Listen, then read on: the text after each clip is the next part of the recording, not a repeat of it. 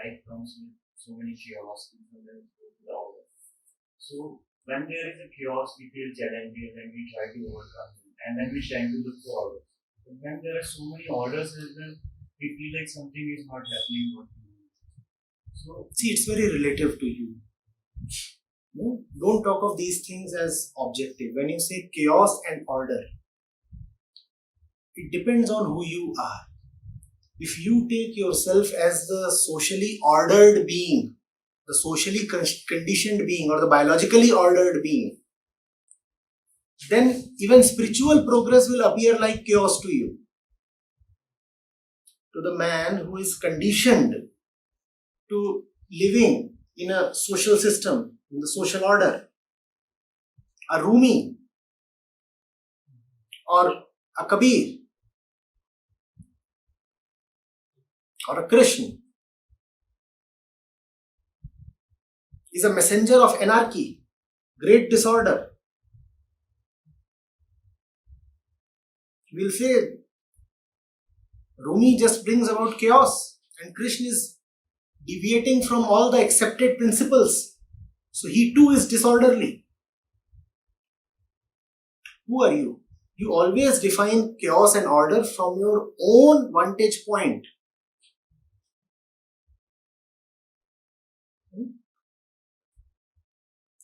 Sometimes it is better to be chaotic than to be socially ordered. Kids appear chaotic. Later on they become ordered. Mostly their order is not something to be really celebrated. The chaos was powered by freedom. Disorder is powered by bondage. You decide which one is better. Divine order often appears like chaos. But you should also remember that if you are transcending social biological order, that does not mean that you are entering disorder. If you are transcending the order imposed upon you by the society, then you are entering a divine order, a mystical order. That order will not be very comprehensible to everybody. So they might say that you are very disorderly now. But that again does not mean that everything that appears disorderly is actually divine order. Do not get into that. You turn your room totally chaotic, and when somebody asks you why is your room in such a shabby condition, you say because this is divine order. No. Not everything shabby is like I have heard so many times, I feel some people are like they have lost the zeal in life to get up, and they say that anyway everything is, yeah, everything is transient. So what is my motive to if get up? everything is transient, then even this idea of transience is transient. So all that is nonsense. In fact, all of that has given spirituality a very bad name. Such people are very bad models. Looking at them, people run away from spirituality. Oh my God. If he is what it means to become spiritual, then I better remain material. So if I'm a spiritual seeker, do I have responsibility Yes, to portray a good example? obvious. But that good example is never a manufactured or fabricated example. You naturally become a good example to the ones who are seeking goodness. You will not become a good example to those who are not seeking goodness. You talked of responsibility. The fundamental responsibility of the spiritual man is obviously towards himself. At the center of responsibility lies the question, who am I? And who am I? We talked of it yesterday. I am the restless one. Who am I? I am the restless one. And I am not speculating. I'm not merely quoting from scriptures. I'm coming from my own experience. I am restless day in and day out. I am the confused one. I am the tired one. I am the one who feels incomplete.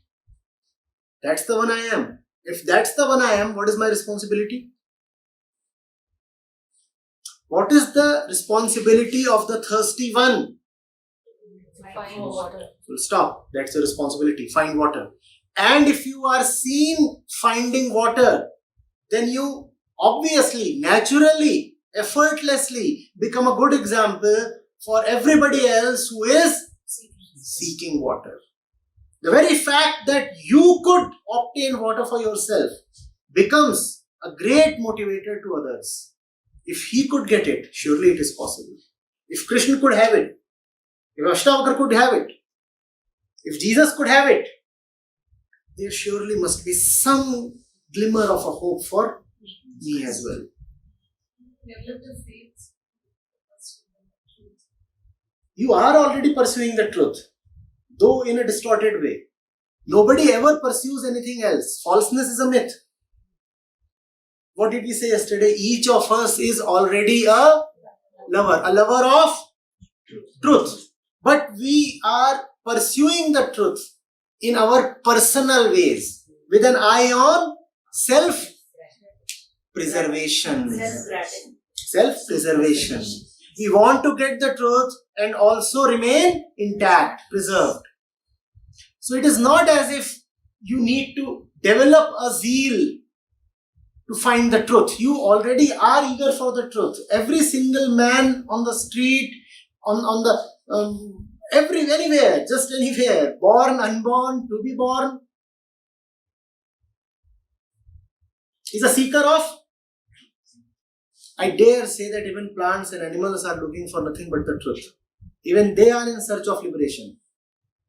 And that is why they respond to love. Anybody who responds to love is just a seeker of truth. Because that is what is love. To be pulled towards the truth. To be attracted to the truth is love. To be attracted to peace is love. Don't ask how to have a zeal for truth. A better question, a more useful question would be, I am already pursuing the truth in my personal ways. Are my ways right? Question your ways. Do not ask for the truth.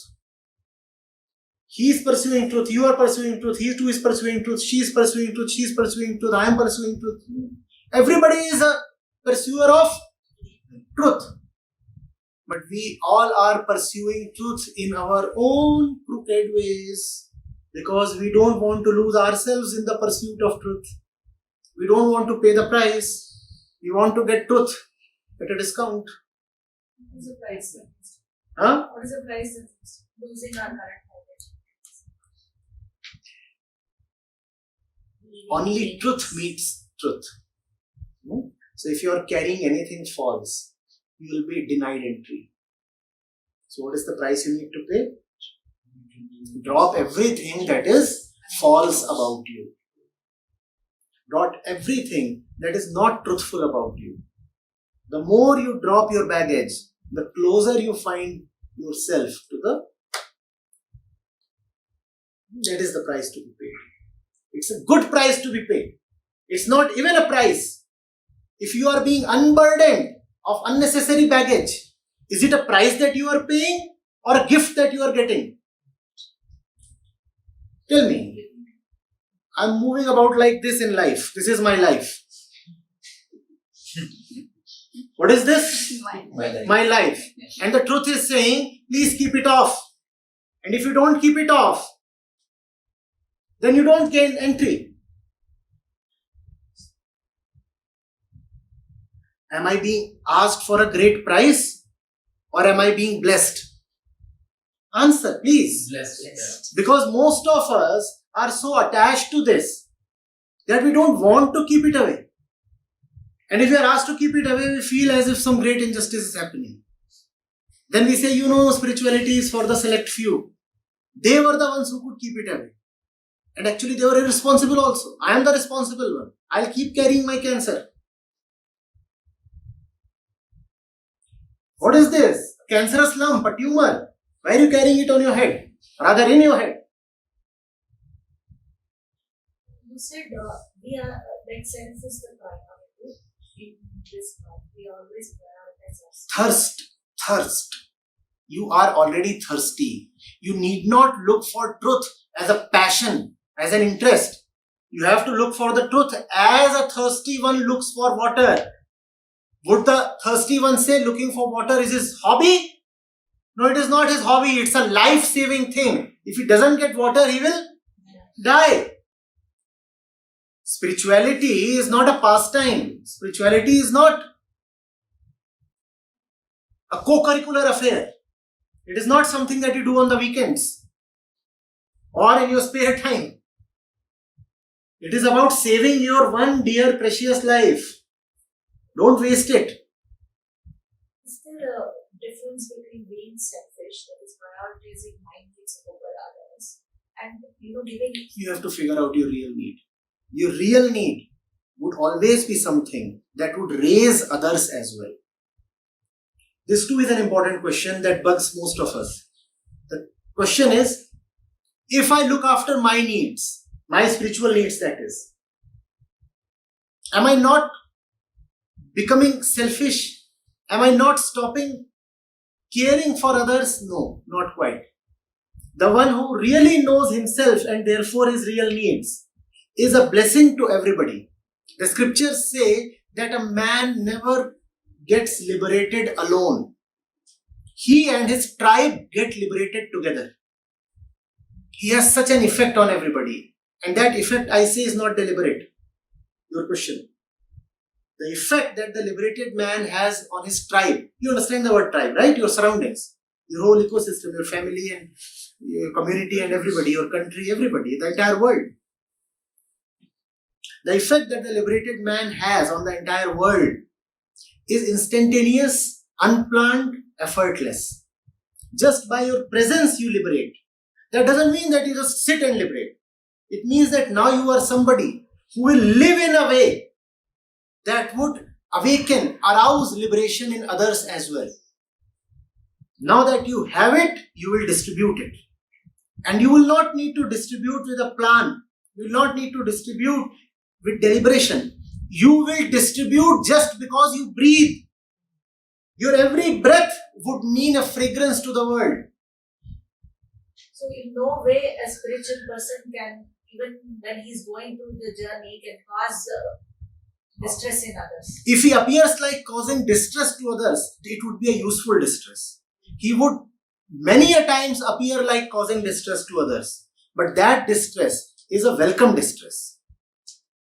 So others wouldn't feel that he's The others would definitely feel that he is doing something very evil. But let the others feel that.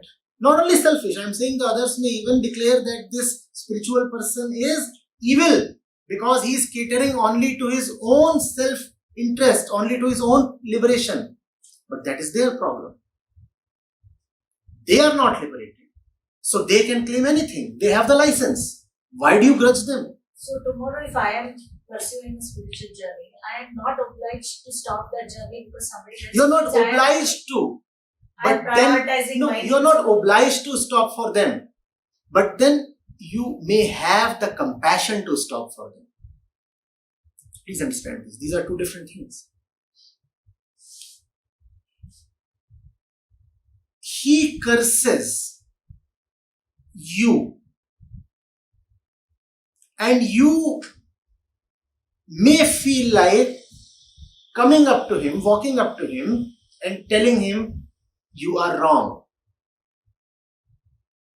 You are wrong. He says you are evil. He says you are evil. And you walk up to him and tell him, no, I am not evil. You misunderstood. Why do you do that? We are talking of A and B. A curses B. A tells B, as very frequently all A's tell all B's, you are evil. And what do the B's usually do? the bees come up to the A Justify that they are and not. justify that they are not quite as evil as A claims. Why is B coming up to A and explaining? Because B is hurt and the hurt is personal. B is hurt. The same bee curses a Buddha. And the Buddha too stops and comes to him and says, "No son, you are wrong." Why does the Buddha come up to him and tell him?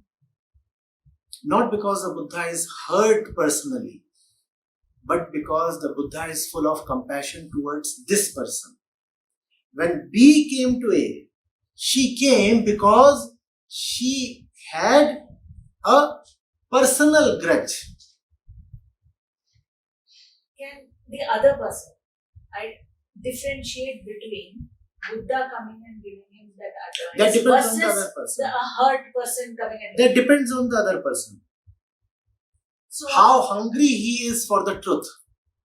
If the other person is anyway looking for some kind of Buddha presence in his life, then he will realize the Buddha. On the other hand, if the other person is deeply mired in his own tendencies and unconscious self, then he may not realize the Buddha, not recognize him. So the same person looks like the Buddha because of your attitude towards what the person is saying. Obviously, but right now it is not about A. We are discussing about B. When B goes to A, she goes because she feels personally offended.